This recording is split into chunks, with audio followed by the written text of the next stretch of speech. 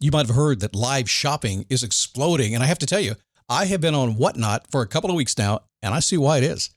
Now, Whatnot is my sponsor, and they are the reason I got on the platform and checked it out. I'm glad they did. They made it easy for me. I'm going to make it easy for you. I love it. Whatnot is where you get great products without paying full price. It's that simple. I'm hooked on their live shows, too. You got to see them. They're so much fun. And I see why Whatnot has climbed to the top of the App Store.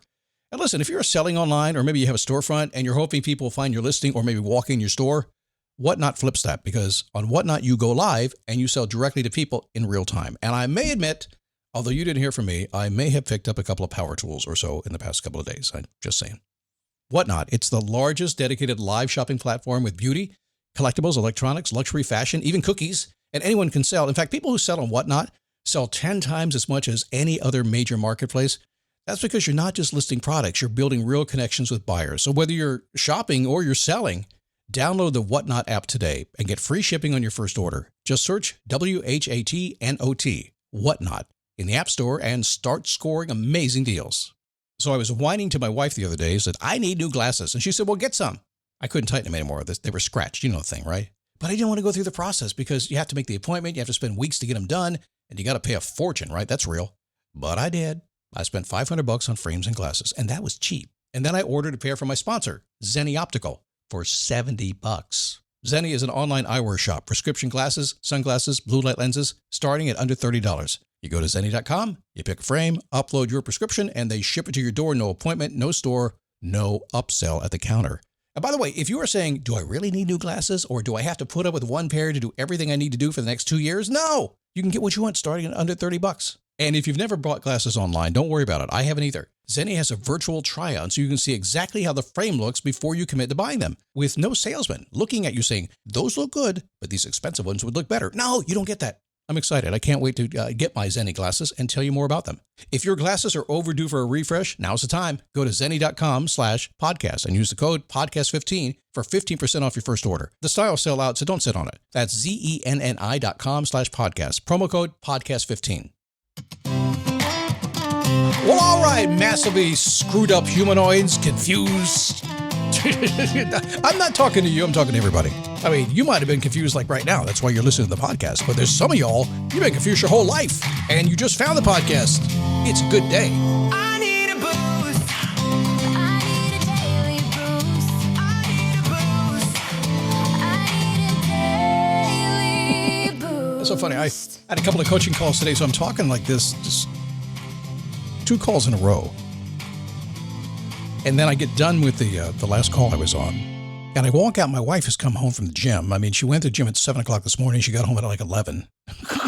What a life she has. I mean, it benefits me too. I mean, she's pretty hot. But I start talking to her for like a half an hour. And she goes, do you have any podcasts to do? And I said, yeah.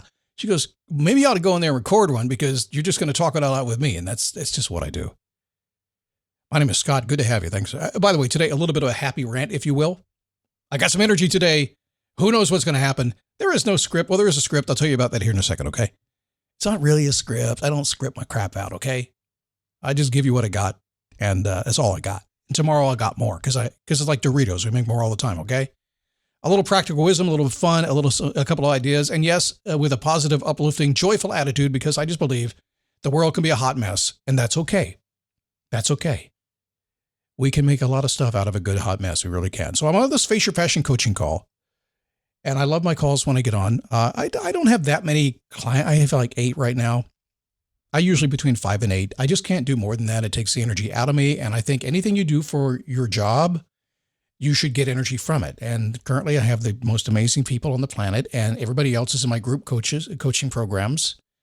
And we have great conversations because it's kind of a different vibe, right? If you haven't been in a good group, you're really missing out. It's so cool to be with a group of people who think like you. Anyway, I'm on this call, and it's a good call, and Erin's there. Erin's my problem child. She's 30, but she's 60 because we raised her right. And she's very, very mature and didn't used to be. I mean, I take 100% credit for that. No, I do not. I have nothing. I have no control over anything. None. I can push you. I can drag you. I can try to talk sense into you. I can try to talk sense out of you. I got no control over nothing. Zero. I give up. I don't have control over anything. Hey, but Erin says to me this. She goes, Scott, could you do a podcast? Because I asked her, I said, I'm going to do a podcast when the show's over. Erin, would you like me to do it about a certain topic? And she goes, yes. Do one about why people don't change. Now, she's been changing a lot, by the way, but I know she has a lot on her mind right now. Do one about why people don't change. And I'm really perplexed here, and I'm trying to keep a straight face. I'm thinking to myself, hang on, let me tell you exactly. So what the hell? That's all I ever talk about. That's all I ever talk about. Why you don't change, why you change, how to change. That's all I ever talk about. I don't know why it's stupid, too, because people hate change. Do you really? I mean, come on real close. Get some Scott logic here. I hate change, God. Don't make me change. I don't believe you. If I give you good change, you'll do it in a second, won't you? See? It's like motivation doesn't work. Yeah, it doesn't work until you're down and out and you need somebody to motivate you and pump you up. Well, see? I'm sorry if it's your first time. I really apologize. I've done this a long time, and long enough now that I think it's time to get messy with you. If you've listened to me for a long time, you're hearing these shows get a little bit loosey-goosey, having some fun, kind of digging deep, going down inside. I might say the F word before you know it. Who knows? It could happen. I don't say need to, but I do. Sometimes I do. I'm really good at punctuation. I really am. Sometimes I think a good F-bomb, it's like, man, if you hit it just the right time, just the right way, it's awesome. Every other word, no. I think that's stupid. That's ignorant, but appropriately used. Oh, yeah. But not today. Don't worry about that. Don't worry about that. Mommy, what's an F-bomb? They already know. Come on, they got the internet. Scott, could you tell me why people don't change? Yes. So here's what I did. I went to Claude. I use Claude as my main. I use Cowork and Claude Code and all that cool stuff. I'm pretty freaking savvy when it comes to this AI stuff. I get a lot of cool stuff done. But here's what I did. Let me tell you how this show came about today. Because I'm lazy, I didn't want to work at it, but I didn't want to be completely unprepared, even though it sounds like I am, which means I'm such a great performer at what I do. I can be so completely. I forgot my train of thought. Forget about that. I was talking about being prepared, I think. But I went to Claude. I said, Claude, Erin asked me this question. She asked about, why people don't change. I talk about it all the time, but, whatever. But maybe you can take this transcript and you can run through the transcript and you can find that section and you can pull out give me 9 bullet points, because 9 bullet points is a number that I like. I tend to, if I have 9 bullet points, it keeps me on track. It gives you, 12 to 15 minutes and no scripting. Claude said, great. And it spit it out to me in 30 seconds. I said, this is awesome. Is there anything else I can do for you? I said, no, it's good. I just need something to keep me on track. And you see how well it's working right now. And it said, great. Give me a holler when you're ready to move forward. Just give you a holler. When did I teach you to say, give me a holler? When did my AI come from Appalachia? Give me a holler? If you got moonshine, maybe. Okay, so why are people afraid to change? Well, somebody's saying, Scott, I'm 5 minutes and 48 seconds in this podcast, and you have yet to teach me a damn thing. Right. What you don't know is you learn so much already, mostly about patience and having a sense of humor and about anticipation and a few other things. You don't even know it. You're so quick trying. Give me the hook, man. 7 seconds. Teach me everything. Help me save the world in 7 seconds. Hook. No. So why don't people change? They don't know what they're chasing. That's first. I said that today. They have no clear vision. No settled idea of where you fit. You can't change towards something when you can't name the something. I spend a lot of time in that world. I will put a label on you. Scott, don't put a label on me. Nobody labels me. Okay. What if I put a label on you that was better than the one you put on yourself? What if I put a label on you that you couldn't label yourself? What if you had an idea of something, a feeling, and I could put a label on you and tell you what that was, and while it may not be the final place you went to, it was enough to get you one more step? What if you finally knew what you were chasing? What else? They have no peaceful base. You've heard me talk about this a lot. I coined the term peaceful base.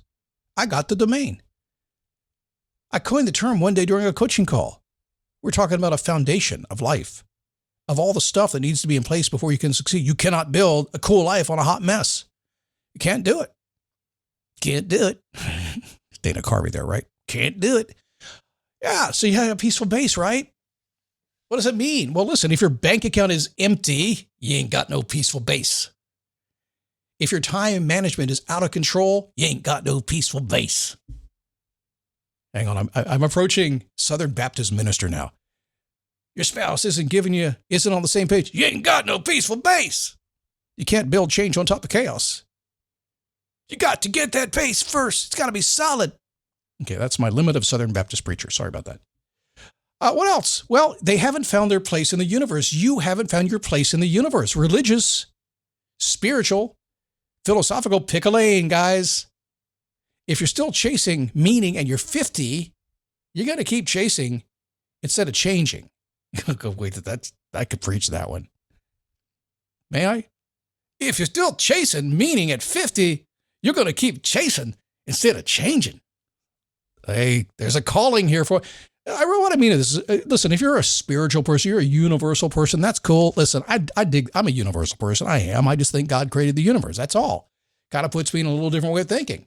So if you're just a universal person, then you find your place in the universe. Where do you fit? I would say most of personal development is built in people searching the universe for who they are. I know God made me. I know where I fit. That's fine. I can always lean back on that. That's it. I just know my place. That's all I got to know. Everything else is up to me. It's like I've been very, very famous for saying, and my daughter gets so mad when I say this. She said, Dad, you can't talk like that. You can't think like that. So freaking God put me on the universe. He knew what he was getting into. And then he doesn't want me to be somebody else. Wants me to be me. When you need to build up your team to handle the growing chaos at work, use Indeed Sponsored Jobs. It gives your job post the boost it needs to be seen and helps reach people with the right skills, certifications, and more. Spend less time searching and more time actually interviewing candidates who check all your boxes. Listeners of this show will get a $75 sponsored job credit at Indeed.com/podcast. That's Indeed.com/podcast. Terms and conditions apply. Need a hiring hero? This is a job for Indeed Sponsored Jobs. I picked my lane. Welcome to my lane today. I'm so sorry. I apologize. What else? People hide in easy work. It is easier to build a funnel. I have a friend of mine building a funnel right now. You know what a funnel is. It was not that long ago before we didn't know what funnels were. Now everybody knows what a funnel is and everybody hates them. Funnels don't work. Yeah, they do. Mess with the tech. Oh, everybody loves to mess with the tech. Guilty. Honor as charged. Redo the website. Guilty. Just did it. Tweak the planner. Oh, double guilty. Then you actually do the thing that grows the business. Eventually. Sure looks like progress, doesn't it? It isn't. I see this all the time. So people say they're going to change and they don't change because when they do change, you're doing everything but what it takes to change. Listen, here's the deal. Talked about this yesterday. Some things have to go away if you're going to change and you don't want to give it up. No human wants to give up anything. Even if you don't like it. It's who I am. I'm not going to give it. I hear this all the time, man. I can't give that up. It's who I am. Yeah, but that's not working for you. Can you see it? Yeah, but I thought we could work it out. I don't want to give up who I am. And sometimes you do. I'm just saying. A lot of life coaches say you're not broken. And then they spend their whole life trying to fix you. I don't understand that. At least psychologists say you're broken. Keep showing up forever and we'll fix you. Just pay your bill every week. You're freaking broken. Listen, if you get out of bed and life is not going the way you want it to go, don't you feel broken? Why can't I get it to work? Why do I feel this way? Why do they say that? Why do I do this? Why do I do that? You're eating too much, drinking too much, all that kind of stuff. Don't you feel broke? Yeah, I just accept it. Because if it's broken, I can fix it. It's not a bad way. I don't get depressed. I don't get upset. I don't do that. I can't do that. I can't be depressed. Oh, I've tried. I've had moments where I said, I just don't feel, I'm not going to get out of bed today. Now, it's been a long time. I'm not talking depression, real depression, okay? That's just real. I'm talking about just down and out kind of stuff. I don't get that very long because you know what? I get this grin and this smirk on my face. It's like, come on, stupid. You know better than that. Yeah. Can't look in the mirror, be angry. So I get up and do stuff. What else did they do? Well, they confuse the tool with the work. Being a good manager isn't what built a business. In my case, like being good at production, making audio and stuff. It isn't what built my podcast. People mistake their skill with their mission and their gift, and they keep polishing the wrong thing. Do this all the time. If you listen to my podcast, you hear me talking about being in the band. There's the band. People join the band. I want to be in the band. I want to play the guitar. I'm in the band. The lead singer joins the band. He doesn't make a choice. Well, I'm in the band, but I'm the lead singer. He didn't choose to be the lead singer. He just is. That's it. But a lead singer has to know how to use a microphone, has to know the technique of music and all that stuff. But that's not what they do. They just sing their song. Are you that person? Did you choose to be in something because you want to be in the band? Or are you like, no, I'm in the band, but I'm the boss? I bet you met people like that, right? People who are just, that's it. Who do they think they are? The boss? Yeah. That's who I am. I'm a great team player, but make no mistake, I'm the reason we succeed. Does that sound bad? It's just true. I'm sorry. It is. Maybe you feel that way. Maybe you don't. I'll tell you, you get some real stuff here. You know, I'm getting old. I'm going to die like sooner than you probably. So what the hell? What are you going to do anyway? Oh, did I say that out loud? I didn't mean to. Sometimes yeah, well, you know, some of y'all have learned not to move your lips when you think, haven't you? I haven't learned that skill yet because I've learned it's profitable to move the lips when I think out loud. No, that's just being truth. Okay, what's next? People stay ideological too long. They bounce ideas around, opinions around, identities. They never land into the area called responsibility. Change requires you to commit and to own something, not just to think about it. If you're ideological, everybody is a little bit. When I think of ideological, I think of politics. Just going to say it, okay? And I don't argue with idiots, whether you're left, right, or center. I don't argue with an idiot. If you're ideological and I pinpoint you being an ideologue, we are not going to have a conversation. Why? Because I'm one too, and we're not going to agree. That's somewhat true, but I just understood that actually I will talk to anybody about anything. I am willing to consider just about any change that I need to, whether it's politics or my life in general. I'm really, that's how values are formed. Values change over your life. Have you figured that out? They do. I mean, this is who I've always been. Well, it doesn't mean that who you always need to be. And I'm not saying go out this weekend and meet somebody who's not good for you and change your values. But I am saying that if you go out and you have experiences or you have discussions or conversations or debates and you say, you know what, that got me thinking a little bit differently. Maybe I do need to update my stinking thinking a little bit. Didn't even know it was stinking before. Most people are ideological too long. They bounce around the ideas, their opinions, they stay in their identity too long. And what they never really do is fully land in the part of responsibility. Taking responsibility for what's going on around you, including how your brain works.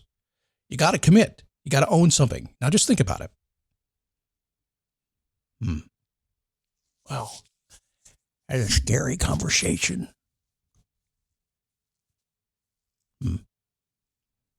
People want every day to feel like joy. And I think you should be joyful all the time. I've always believed that way. And that's why I married a wife named Joy. Why not? Just build it right in. I hear joy all day long. Joy, joy, joy. Yes, you calling me? Nope, I'm just happy. She doesn't know the difference.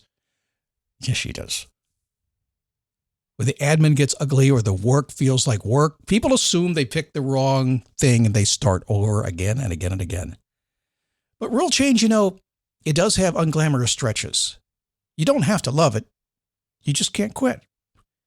You'll hear me all the time talk about passion, purpose, meaning, and legacy. You know, passion and pain. Look at the original understanding of passion. I mean, I know in America these days, in 20s, passion's all about passion. First off, it was like passion, wah, wah, wah. You know what I mean? And the other thing is, just go find your passion and live your passion. It's a passionate life. I'm mocking the crap out of that because that's not what it is. Passion is pain. Because sometimes pain is joyful. So people want to live like, hey, it's happy, happy, happy all the time. The reality is that sometimes the good stuff in life that really makes you come alive, it doesn't feel like it at the time, does it? I'm trying to fix that. I don't agree with it. I've got a memo in with the boss trying to say, you know, why not? It's like, don't know why I'm going through this. I know it's a plan. Don't understand why. I know, I get it. I've read the Bible, but I don't understand it totally. Can I send you a memo and see if we can adjust this so we never have to go through bad times? So we can just be joyful every single day? Because I'm the first person to ever think like this, and I'm going to be the leader on this. Obviously, I'm mocking this like crazy, but I'm just saying. Sometimes it's unglamorous. Just need to smile and get through it. What else? I have two more. Oh man, look, we're way over. You got extra overtime today. That's either good or bad. I'm not sure what it is. You're sitting in your parking lot right now. Dude, I'm at work. I expected maybe 13, 15 minutes. And now you're at 17 already. And I can tell you're going to go 3 more. I mean, I'm going to be late. I mean, you can't do this to me. You can't surprise me like this. You got to give me what I expect. I am. You're just maybe expecting something different. People try to control what they can't, and they ignore what they can. They kind of wrestle with other people, with outcomes, with timing. It's exhausting. The minute you let go of controlling everything, you free up a lot of energy and you actually change yourself. It's pretty powerful when that happens. I know it's hard. Listen, I don't know about you, but it's really hard to even control myself, to get myself to do the things I know are good for me to do every single day, day after day after day. It's really hard. And I've been doing this a long time, so it doesn't get any easier. It just doesn't. Every day's new, right? I get it. And when you factor in everybody else around you and all the stuff that happens, if you try to control everything around you, it is just a recipe for disaster. Any idea why you don't want to change when you're trying to control everything and you're exhausted from having to do it? Why would you want to change to get more of that? Because that's your attitude. It's like, wait a second, I can't control this now. I'm going to change and then it's still going to be a mess. Not necessarily. What else? People go at it alone or drag everybody kicking and screaming. It's like no CEO, COO split. These words came right off the call this morning. No one to bounce ideas off of, no team. It changes hard enough without trying to do it all by yourself. It really is. You got to have your people. You got to have your conversation. That's why I literally 100% 6'7". See, I'm not just a boomer. I'm a boomer who talks sumi. I'm telling you. It's hard, man. It's hard to drag along and it's hard to not have anybody to work with. That's what I was saying. That's why I'm such a big fan of the group coaching I do, because it's not about me. I'm a facilitator. That's all I am. I'm able to kind of facilitate people in a certain direction. And the conversation happens. That's why we have such huge retention. I think people come in and expect, I'll be with you 2 or 3 months, and they stay 5 years. Because this conversation just keeps going. Okay, this is not about me selling my coaching. But you know it damn well ought to be, because it's freaking good and you should buy it, okay? The podcast is free, but imagine if you had me in front of you. No, you can't. There's nothing to buy today. Sorry. I know you want to, but if you wanted to try, you can send an email to coaching@motivationtomove.com and you can say, I know you don't want to take me right now, but maybe someday. But no openings right now. But maybe there will be. So I'm not trying to influence you.